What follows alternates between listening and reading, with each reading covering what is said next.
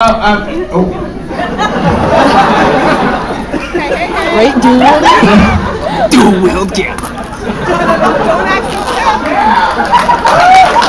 Thank you very much, Boston. Good night. Well, we're here to answer some of your questions. So if you have a question, stick your hand up. Man.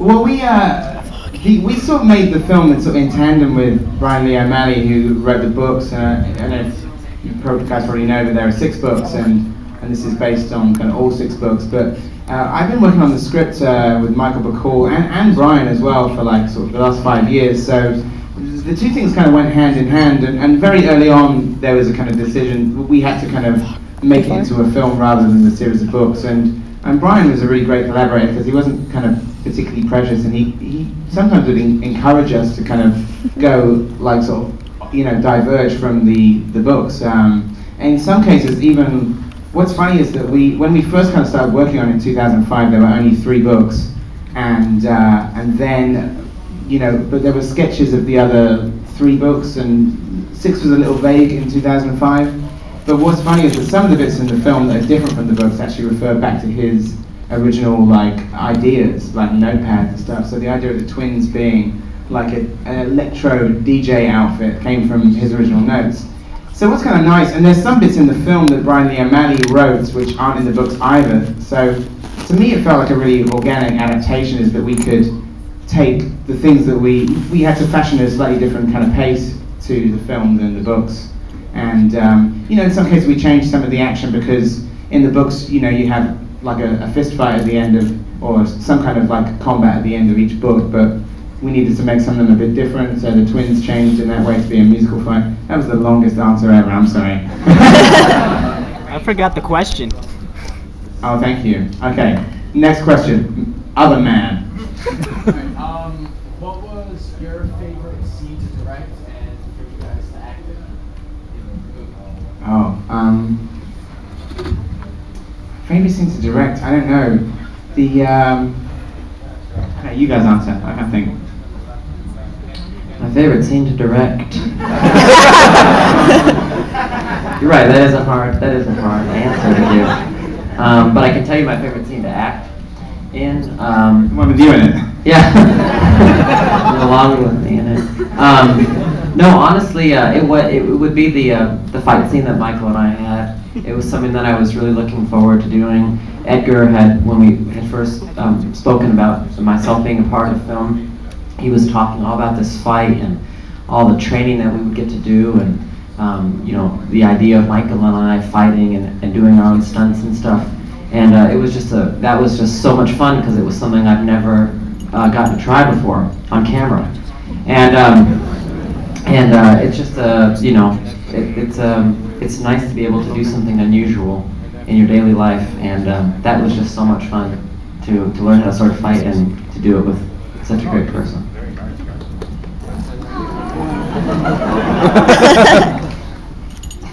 One of my favorite scenes was the one where we're all in the green room backstage, and it's me and Brie Larson playing Envy, and it was like 10 actors. That's one of the only scenes in the movie where we actually would run through the whole scene in a take. The rest of them we did like piece by piece, but that one we actually kind of got to act out and got to all do together. So that one kind of felt different from the rest of the movie. Like Michael said, a lot of it was sort of shot in pieces, and the phone call that we had, all the phone calls that we had were shot in pieces, and we recorded it early in rehearsal so that he could listen to my side of the conversation when he was shooting his. And then I shot mine about 3 months later and listened to what they shot. And it was this weird thing where I'm trying to fit my lines into the space that he's left me. And after that day of filming, I felt, even though he wasn't on set, I felt like I was in a fight with Michael because he was stepping on my lines all day.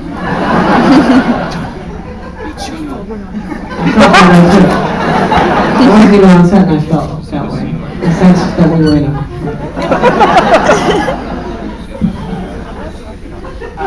I think, the fight scenes are kind of more fun to conceive and edit than they are to shoot because they're so broken up and they're really intensive to do. I mean, not that it wasn't amazing doing the fight scenes, but even like something like the Matthew Patel fight took nearly 3 weeks to do that entire scene in that first kind of like venue.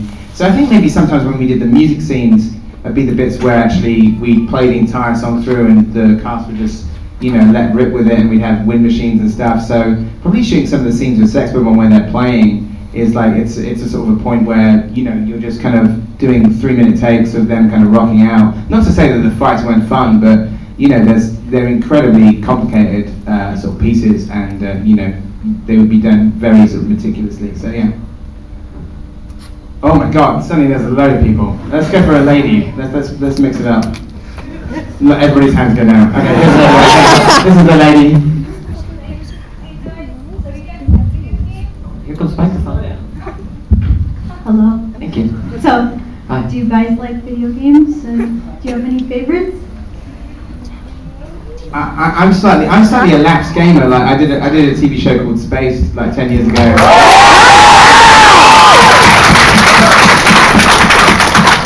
I felt like the Fonz just walked in. That was good. And when I was young, I went to school here. He did. He did. Yes. Did you know that? The actor or the character? Winkler. Henry Winkler. Emerson.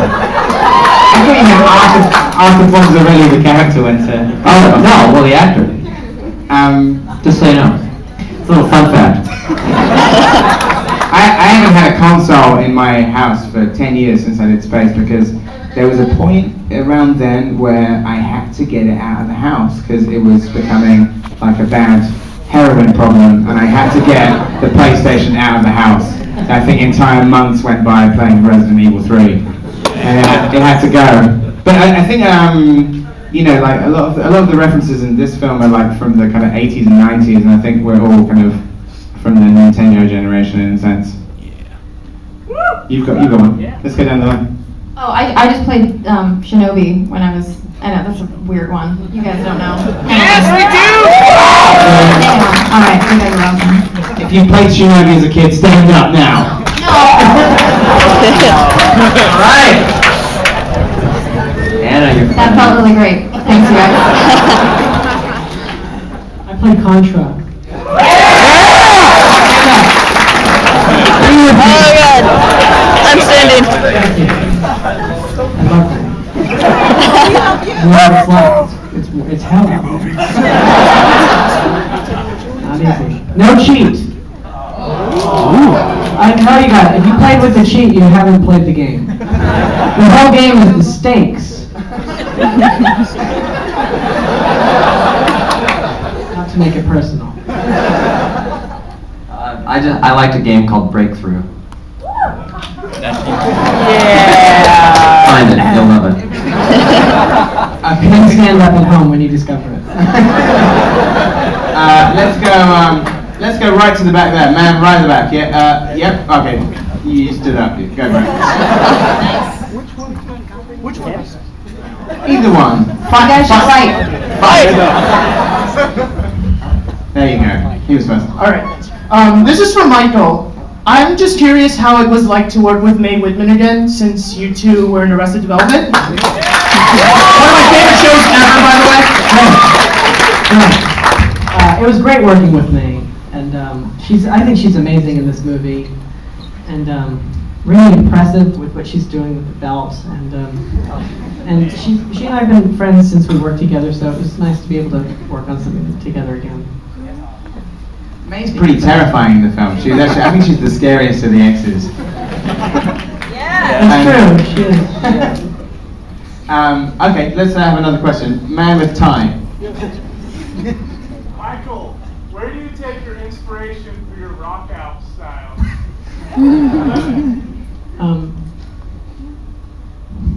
Sorry.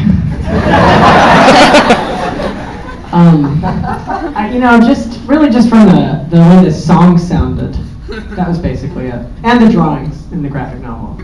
Those two things. Okay. Sorry, my chest is making some sounds. Right. I'll try and make one of them audible through the microphone. Not right now. Okay, let's go for the lady in the front row there. I don't know if you can answer this. If you can't, that's cool. How come there were no Smashing Pumpkins songs in the film? There was a Brian. I don't know if you read the books. Like Brian was like a playlist at the back of every kind of volume, and so we try to use as many from there as possible. But sometimes it's just kind of what songs fit and what don't. In terms of sometimes the film is pretty dense and there's a lot of dialogue. So you sometimes got to find songs that like sort of that have room to. There's some room to breathe in the film, and sometimes there's lots of dialogue on top and. Sometimes it's just about getting the songs that fit the mood. So we just, out of the huge bank of songs that we had, both Brian's and mine, we just tried to find the ones that fit the particular scene. So nothing against, I figured that the Smashing Pumpkins got enough of a plug in the film. The t-shirt is all the way through. So it's no snub against the Smashing Pumpkins. Young man. Also the Bare Naked Ladies for the rock out style.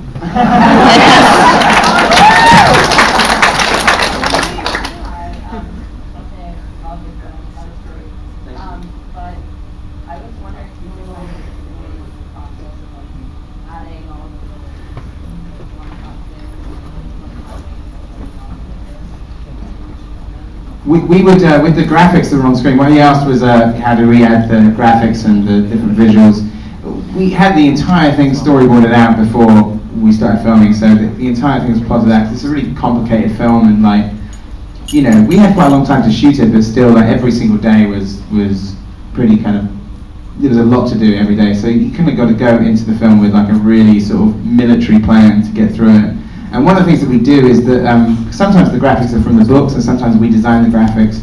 And so sometimes we'd have on the day we'd have the shot, and you have the monitor and you can see what's happening live, and we would have the graphic up on screen, so we could compose the shot with the graphic already there. And then sometimes when the graphics appear, we had a light bulb in shots, like when the one-up appears, the extra light. Michael is looking like a light bulb that flashes exactly where the head's supposed to be. So there's some light that reflects on them, so it kind of looks like it's hanging in the air. So we try and do that so it didn't look like just graphics that are slapped on. We tried to kind of have lighting effects to make them seem like they were really sort of hanging there and stuff. But then we did that a lot after we shot, and there were a lot of things that came together later, like the idea of having points all the way through the last fight was like a decision that it was an idea that I came up with in the edit rather than in the script. Okay.